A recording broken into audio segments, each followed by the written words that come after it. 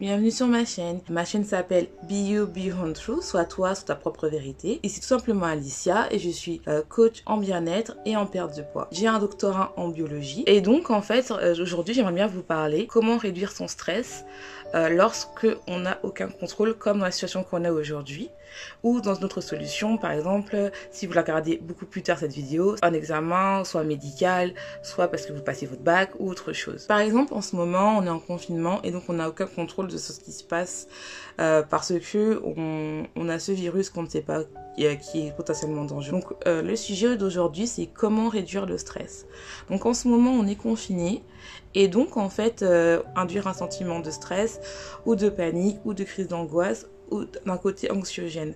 Parce que en fait, lorsqu'on suit les informations ou qu'on va nous-mêmes en magasin, déjà on voit que les rayons sont vides, c'est-à-dire qu'il y a des éléments qu'on n'a pas, qu'on a l'habitude de voir normalement, comme les pâtes ou le riz ou des papiers toilettes ou de l'eau qui n'y en a plus dans les rayons, voire même des gens qui se battent parce qu'ils ont peur du manque de nourriture, parce qu'en fait on reproduit ce qui se passe, c'est-à-dire le fait qu'on voit du manque, nous-mêmes inconsciemment on a peur du manque, et ce qui est normal, c'est humain, et donc on va se ruer à faire les courses alors qu'on n'en a pas besoin, on va pas manquer de nourriture. Et c'est dur de le faire inconsciemment et ça induit des crises anxionnelles. Aussi le fait de voir tout le temps parler de ça, ça induit des crises anxiogènes. Donc mon premier conseil, c'est vraiment de réduire, de chercher l'information. Je ne dis pas de vous couper non plus du monde, mais si par exemple vous êtes quelqu'un d'anxiogène, regardez juste une fois tous les 2 jours ou une fois par jour, le matin ou le soir, vraiment pour vous tenir informé, mais pour vraiment éviter d'être vraiment anxiogène, de vraiment que ça devienne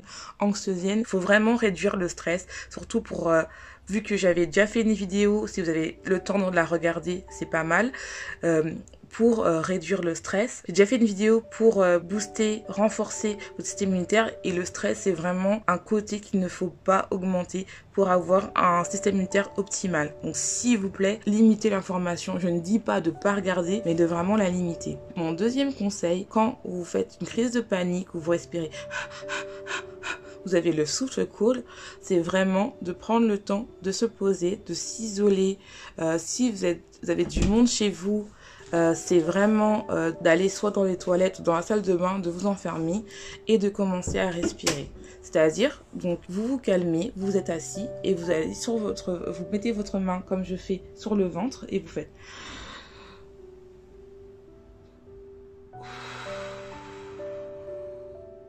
C'est-à-dire que vous inspirez vous comptez dans votre tête 1, 2, 3, 4. Vous inspirez 1, 2, 3, 4. 1, 2, 3, 4. 1, 2, 3, 4. Et vous faites ça 10 fois. Et vous allez voir que vous allez commencer à... La troisième chose, c'est de se poser la question pourquoi on fait cette crise. Et la question qu'on doit se poser, c'est qu'est-ce qu'il y arrive si, par exemple, il m'arrivait ça. De savoir qu'au final, c'est pas si grave que ça. Ou si c'est grave, que vous en parlez avec votre famille pour qu'elle vous rassure, en fait. C'est vraiment de mettre des mots sur une peur. Parce que, en fait, le problème d'une peur, généralement, c'est soit on la fuit, soit on la travaille pas. Mais il faut la travailler pour que cette peur, elle devienne de plus en plus petite. Cinquième conseil est de faire de la méditation. Alors oui, c'est vrai que c'est pour les personnes qui n'aiment pas ça, c'est compliqué, mais vous pouvez commencer par une méditation de 10 minutes. Vous n'êtes pas obligé de faire une méditation d'1 heure, mais ça fait du bien. Surtout le matin, quand vous êtes réveillé, ça vous permet de vous mettre vraiment de bonne humeur, de vous détendre, d'être dans votre monde. Et vraiment commencer par une méditation le matin ou le soir, avant de dormir, pour vraiment vous déstresser. Le sixième conseil est de faire du yoga. Le yoga va vous permettre aussi de vraiment vous concentrer sur vous, de faire de l'exercice, mais aussi de vraiment vous concentrer sur vous, de vous respirer et de vraiment vous concentrer sur votre moi intérieur. Vraiment de se dire que voilà, pendant 1 heure, je prends le temps de me concentrer sur moi. Ça vous permet de vous isoler un peu du monde et vraiment de vous concentrer. Surtout que je sais que vous êtes confinés, il y a pas mal de vidéos sur YouTube qui vous permettent de faire du yoga. Et je n'ai pas oublié, c'est de faire du sport. Alors surtout si vous êtes comme moi, vous voulez perdre du poids, c'est bien. Mais c'est aussi bien pour éviter d'être stressé et de vous changer les idées.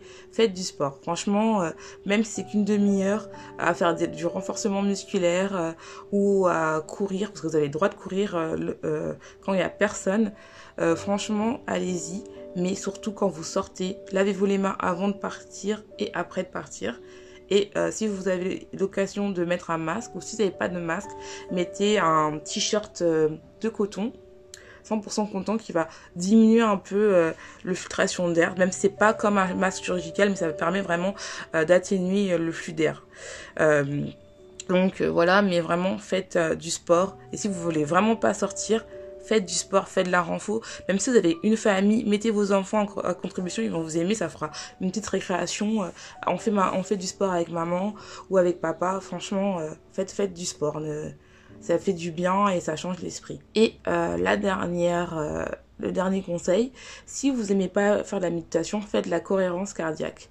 La cohérence cardiaque, c'est vraiment très important, c'est vraiment bien parce que ça vous permet de respirer, de travailler votre respiration de manière calme, mais surtout, ça dure pas longtemps. Ça dure, je crois, entre 2 à 5 minutes. Et vraiment, ça vous permet de vous calmer et de vraiment déstresser. Vraiment faire du bien. Et je vous donne un conseil bonus, c'est-à-dire que si vous avez quelque chose qui vous donne un côté anxiogène, qui vous stresse, écrivez-le. Écrivez-le tous les jours. Si par exemple vous avez une phrase dans la tête qui vous donne un déclencheur, écrivez-le pour que quand vous le relisez, vous dites mais pourquoi j'ai écrit ça ? Comment ça se fait ? Et vous avez une réflexion dessus. Écrivez ce qui vous stresse. Comme ça, le fait de le coucher dans un papier, ça va déjà le faire de travailler votre peur et vraiment de voir que cette peur est des fois irrationnel, ou si quelque chose de mal vous arrive, vous avez votre famille et que vous avez du soutien. Donc n'hésitez pas à écrire, à ébaucher. Si vous avez aimé cette vidéo, n'hésitez pas à liker, à vous abonner, à commenter et surtout à me suivre sur Instagram.